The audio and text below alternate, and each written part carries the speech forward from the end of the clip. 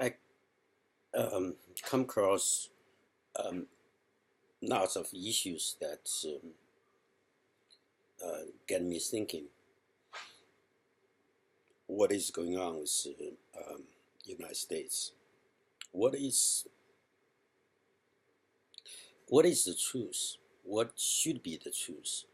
What is the reality that has to be there when there's so many divisive ideas, ideologies in this society, in the whole Western culture?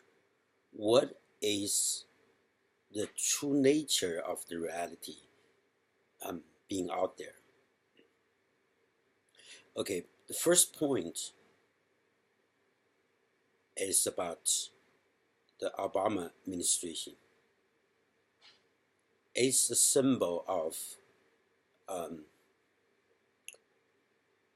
downplay Americanism, mostly so-called male supremacy, and I think that would be white supremacy. Uh, I think that's mostly become a symbol of Americanism. Um, there's a lot of issues surrounding that, how that being white race being the symbol of Americanism. Um, that's a whole different issue. But what I want to, the point I want to make is that being being said as a reality for Obama administration 8 years, with the mistake that Bush made to invade Iraq, um, and this is what happened after Obama comes in. There's a downplay on Americanism. I would say lead from behind. Well, this kind of sparks the two different response from the society. Most white elite male response is went back to the religions. It seems to them that the most tangible factor or logic is religion's viewpoint, and it seems more concrete.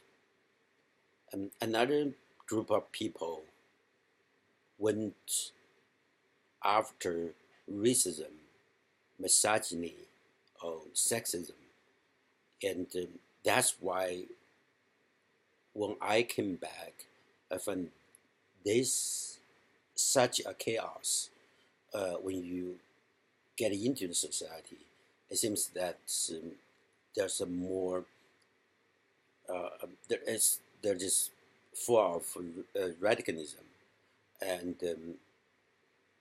but what if you really talk to people? People does have a really concrete view on life.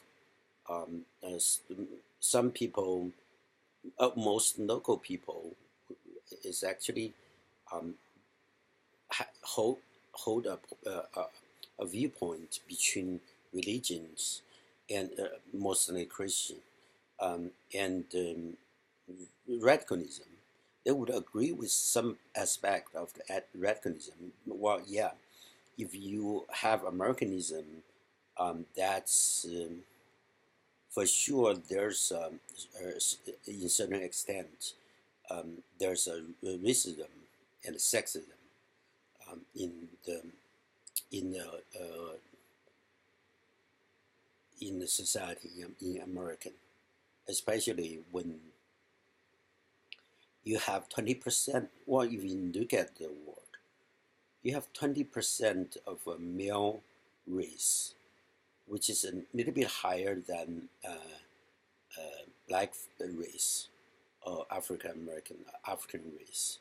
Um, um, well, in the world population, not in the world population, African race or black race would be 17%, white 20%. So, and Asian would be over 50%. Um, and mostly, this world is Asian world, population wise. However, if one group of people holding an extreme radicalism for a society, it shows the whole planet. If it's dominate, if this radicalism is dominating the planet, it it, it showed that civilization is not in its proper place. So there has to be another reality behind this. So this is my second point. Let me finish my first point. First point is that when Americanism being threatened, this male would convert back to Christian religion, and female would, or I wouldn't say female, because I saw so many female in this elections that came out state that they have different view from radicalism. So I would say that most radical liberalism that is another view, like stress on racism and misogyny, and somehow those are the defense mechanism for a society against anti-Americanism or downgrading Americanism. So this is a reality that would explain a lot some of my confusion on the how society getting so far of radicalism. Another point I want to make is that in the world scale that population-wise, you would see that um, even though there's a technology advancement from the minority race um, um, or, or the majority country, because minority race as a white group um, really leading majority of the country as developed countries and developing countries. They held most of the um, countries. Um, Somehow, they well, there's a trend that is globalization. Globalization has to be backed up by a philosophy that would be able to enable globalism. Such philosophy would be seeking universal understanding of science, philosophy, and the way of life, even on a legal front, and which have most resistance from Asian countries and Arabian countries. Um, I would say that's understandable um, because um, so far we are facing fundamentally our our viewpoints being substituted by the scientific inventions or machines, and which is the main problem that facing humanity, that Western culture trying to react with that, with the so-called situated viewpoint, and when you are in situated viewpoint, and you cannot push that to other races or other group, other countries, it's hard to be able to do that. So there's two fundamental universal claims. One is the ecology, the environmentalism, and another would be the um, healthy life, um, ultimate freedom of sex.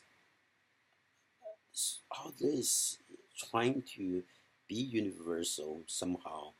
Um, the environmentalism, the global warming, um, green green life, um, it is not solid backed up by scientific understanding. So that becomes problem. Such a push become problematic.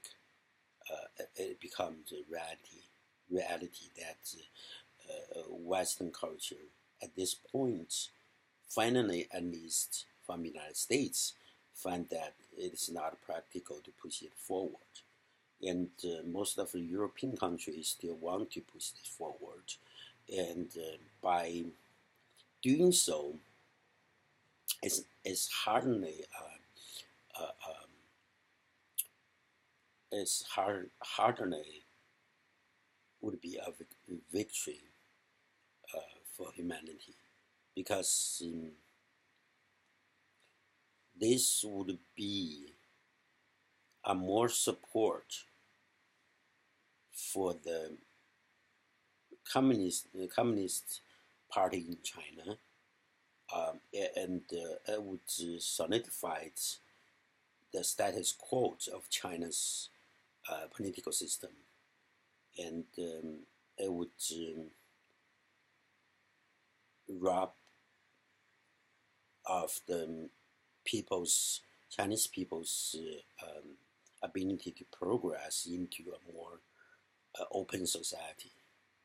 That's probably would be the biggest downfall, the biggest problem for humanity. You get 20% of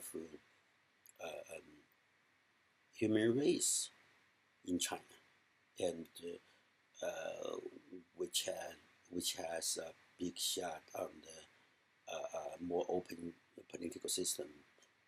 But by doing so, it would be sacrificed to the point that maybe a couple of generations won't be able to do anything on that. It's 5 o'clock. So that's my 2 points. I think that would be the reality right now we're facing, and as to how individual would respond to such a reality, it really depends on people's different situation. That's it. Thank you.